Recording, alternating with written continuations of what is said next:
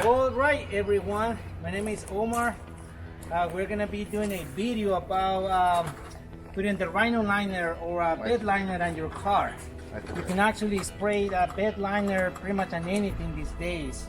You can do cars, you can do boats, you can do pickup trucks, you can do a toolbox. You can pretty much do whatever you want. Take a look at my truck. This is gonna be almost like the same results. Like I was telling you, you can do rhino liner with paint on top of it, clear coat. I mean, you can do all kinds of crazy designs if that's what you really want to. In this particular situation, we're just gonna do the same color of my truck, navy blue, and we're gonna have some accents with black paint. So this is an idea. Of course, you have to do the masking before you do your sanding and your cleaning and all of that, because you want to protect your tail lights, your glass, all the areas that we're not going to be sanding or painting. They have to be protected. So we have these hang maskers. They're really easy to use. This is all you have to do. And on the other side and on the back, this is basically finished, ready to go. So we're gonna do the masking throughout the whole entire car, and then we're gonna come back and we're gonna teach you guys how to do the sanding and then the painting and everything else. If you guys are doing this inside your garage, you wanna make sure that everything gets covered, because rhino liner, we're gonna be spraying the rhino liner. So you don't wanna have that on your personal belongings. So you wanna make sure that everything gets covered, otherwise the overspray will fly all over the place. And once that overspray gets into whatever, you won't be able to clean it. So that's why you have to make sure that if you want to get professional results, you have to do this.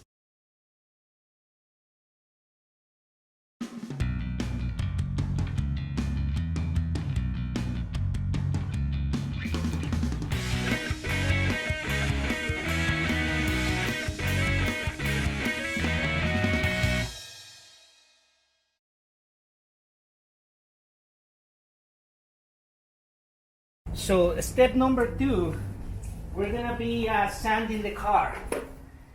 If you were to actually paint the car with car paint, you will have to do what they call a wet sanding. You will have to apply water and you will have to do the sanding at the same time. In this particular situation, we don't have to apply no water because we're gonna be doing the rhino liner. So it doesn't have to be like super smooth in order for us to apply the rhino liner. So therefore, we're not going to be using water, so it's not going to get wet sanding. We're just going to use this sandpaper. It's 120 grit. You can get this stuff on Home Depot, Lowe's, even the paint stores. Sherwin-Williams have this type of sandpaper also. Vista Paint, Don Edwards, I mean whatever you can find in your place. We're gonna be using a power sander. So that's step number 2. Leo and I are gonna be sanding the car, alright? So it's pretty simple. You do have a few speeds on your power sander, so you wanna have it on at least level number 5, alright? One thing I forgot to mention, we're not going to be sanding the paint all the way to the bare metal. It's a light sanding. All we have to do is get rid of this clear coat that is peeling already, and we're not going to be spending like hours on this particular situation because we don't have it.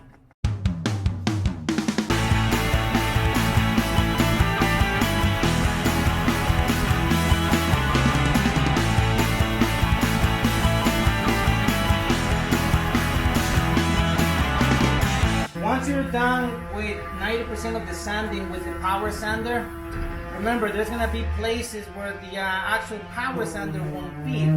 So you have to use either regular sandpaper, or I like to use sanding blocks. You can also get these things on any hardware store. They're easy to find and they're very cheap. You do want to sand everything if you can. So places like this where the rhino liner will be vital because it's on the front of the car, you want to make sure that you sand every space possible. So that's why you have to do these cars by hand. I mean, it's a little hassle and a little bit of work, but it will take you a few minutes to go through the whole car and make sure that you do sand every space possible.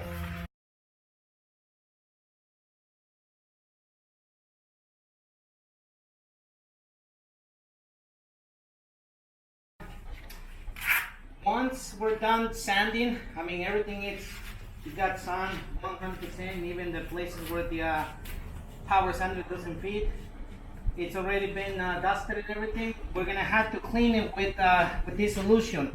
It's called lacquer thinner. You can use acetone if you don't have any lacquer thinner with you, and that will work as well. So we're gonna go ahead and wipe the entire car before we can put it in and start painting the rhino liner, okay? So that's the next step.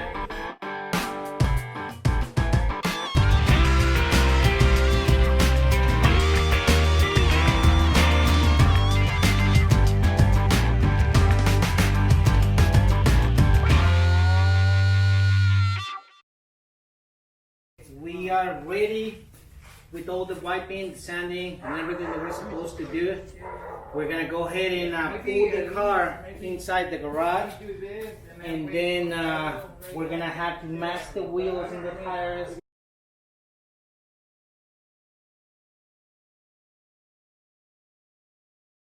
Before I do that, I do want to show you the equipment that we use. You want to make sure that you have a good compressor. It doesn't have to be brand new, it doesn't have to be huge. As long as you get at least, I want to say 90 psi, then you should be good. When it comes to the material itself, let me show you what we use. I've been using this sprayed rhino liner for at least 4 years. The material stays in there for years. My truck has been painted for 2.5 years. And the rhino liner doesn't peel. This is called Liner Extreme. It comes from Texas. I mean, I'm not promoting, I'm not getting any money out of these guys or anything like that. I just like the material, and that's what I like to tell you, that I've been using it for a long time, and it's really, really good stuff. I mean, it works out perfect. It comes in 2 parts. You have to mix it, you have to create your own texture, believe it or not. You can spray a light texture, medium texture, or really heavy texture. It all depends on the style that you're looking for. So this is the stuff. We're gonna start prepping everything. We're gonna pull the car inside, and then we'll show you how to mix this in order for you to start spraying the rhino liner.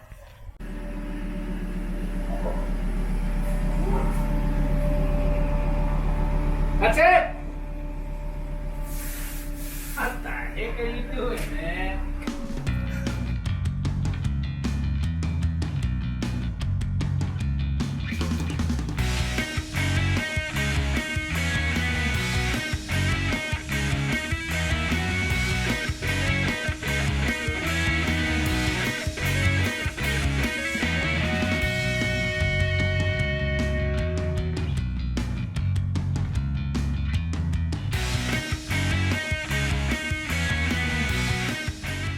So basically, we order 2 kits to do this project. In reality, it's gonna take 1, maybe a little bit more out of the other one. That's why we ordered 2 kits. But it's worth it. It's a lot cheaper to get the 2 kits than to get 1. It's a really good deal if you get on their webpage. So this is basically 1 kit. Part B, Part A, and your reducer and the texture. If you don't mix everything together, it will never work out. So basically you have to mix everything together, but you don't want to mix everything together at one time, because then it will dry and it will go to waste. So you have to do little by little. I'll show you in a minute. I just want to show you the product that we use and how to use it and everything. What I like in particular about this brand, they will give you the spray gun, which is nice. I mean, you can always spray the rhino liner with a regular hopper, the same hopper that you use to shoot texture inside your house. You can actually use that as well. But this particular brand, They will send you everything that you need in order for you to do this job a lot easier for you. So remember, the reducer, part B, and part A, everything has to get mixed together. We actually are going to be using this container. This spray gun will actually screw in like this in order for us to use it as a container for the rhino liner in order for us to start painting. But the reducer is in here. So since the reducer is here, we're going to transfer the reducer into this container in order for us to use the container itself to put the rhino liner. You guys are gonna need a real clean bucket. It doesn't have to be this size, it could be bigger, whatever, because you do wanna pour the rhino liner into the bucket. And remember, we're not gonna mix everything all at the same time because it will be too much, and we don't want the material to start drying on us.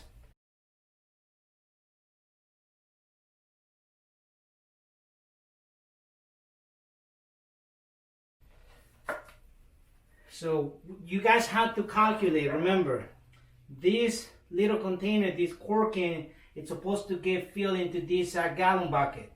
So, I mean, whatever portion you have in here, all you have to do is just calculate. I mean, you don't have to pour the whole thing in there. This is actually the hardener.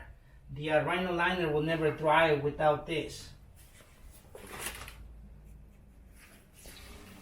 This is the texture that you apply into the rhino liner. So if you want the texture to come out like light, medium, or heavy, that's gonna depend on the amount of texture that you're gonna be applying. So you don't wanna pour this whole thing in there because that would be like too much. So once more, you have to calculate the amount in order for you to have the results that you wanna achieve. Look. And this is how you mix it. You don't need a drill. You don't need anything else. You do want to make sure that you feel comfortable with the texture of the rhino liner. So we're gonna give it a try. If we don't like the finish, we can always go back and put more texture inside this, and we will take it from there. Here, we're gonna transfer the rhino liner into the container.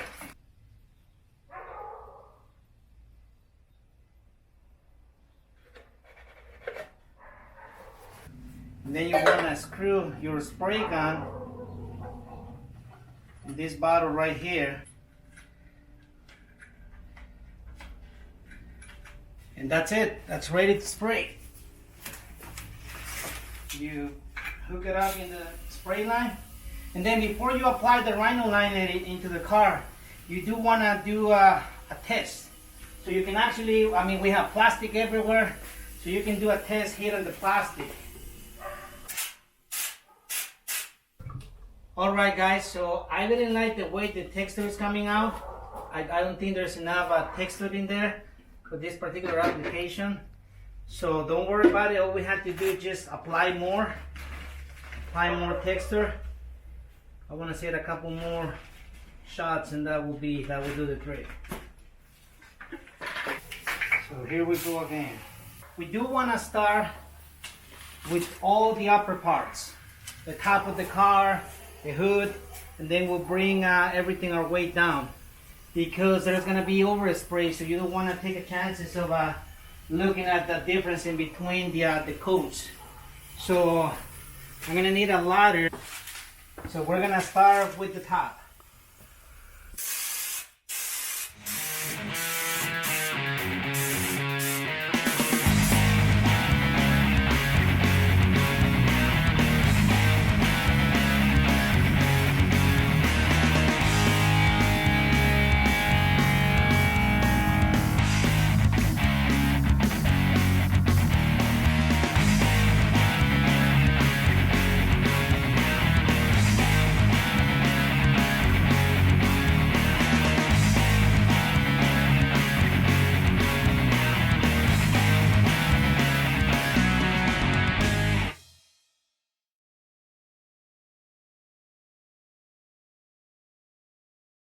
You said All right, guys, we're pretty much ready spraying the rhino liner. So we're gonna take advantage, since it's sunny right now. We are located in Las Vegas. It's always hot in here, so we're gonna take advantage of the sun. And we're gonna pull this thing out. We're gonna let it dry for about an hour. And we're gonna knock the texture down a little bit. I will show you guys how to do that. I mean, the reason why I personally like to knock down the texture is because the finish is gonna look finer than what it is. But we have to let the rhino liner dry for about an hour. And I like to put clear coat on top of it. It doesn't require, according to the manufacturer, to put clear coat, but once more, we live in Las Vegas, Nevada, and when it gets 115 degrees, you do want to protect your rhino liner with clear coat, with just regular automobile clear coat. And you don't want to let that, you don't want to let the rhino liner to cure 100%. In other words, if you wait 2-3 days in order for you to put the clear coat, the rhino liner is going to turn into a rock. And once you put the clear coat, then it's just going to be a matter of days, maybe months, and the clear coat is going to start peeling off.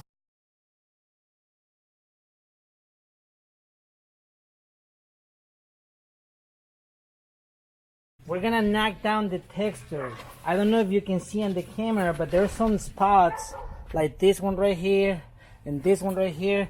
There are some heavy spots on the texture that we're gonna knock down with sand sponges.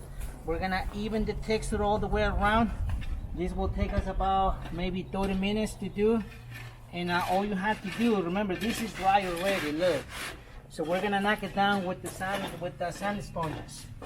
And when you do the sanding, you don't want to sand it like when you were sanding a wall or a piece of metal or something. If you're gonna be sanding this direction, you want to take it all the way like that. So we're gonna do the knockdown like this, in one direction. Or you can actually come back this way. Just don't go crazy like that.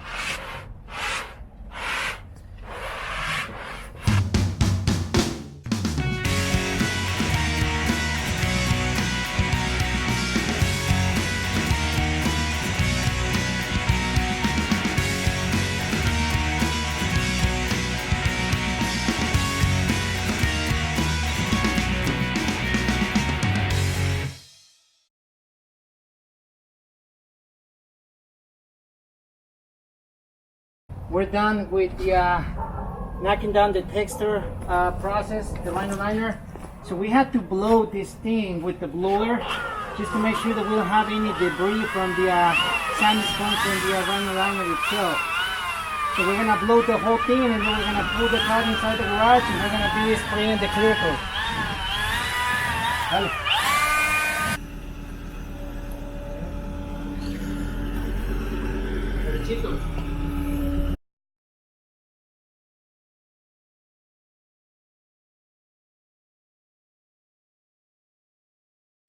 Alright guys, we're ready to spray the clear coat.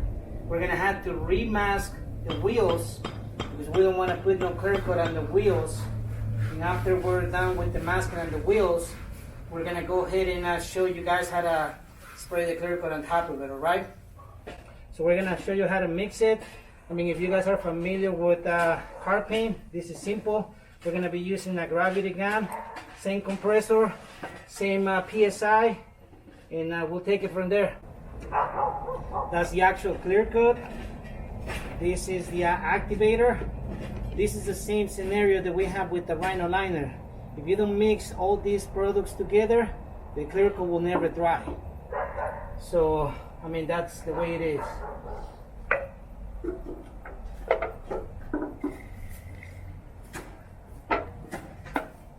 Okay, make sure to use one of these strainers.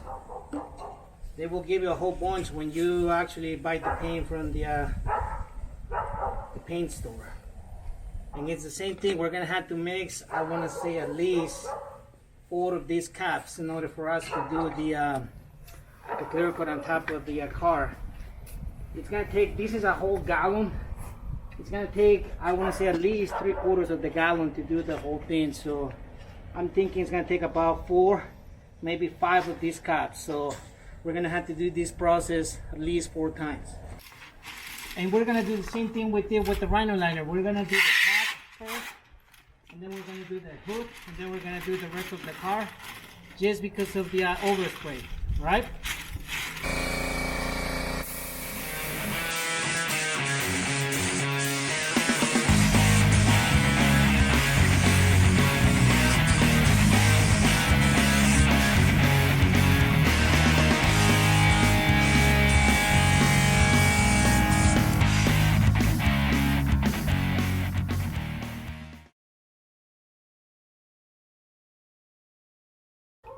All right, guys, so we are pretty much done.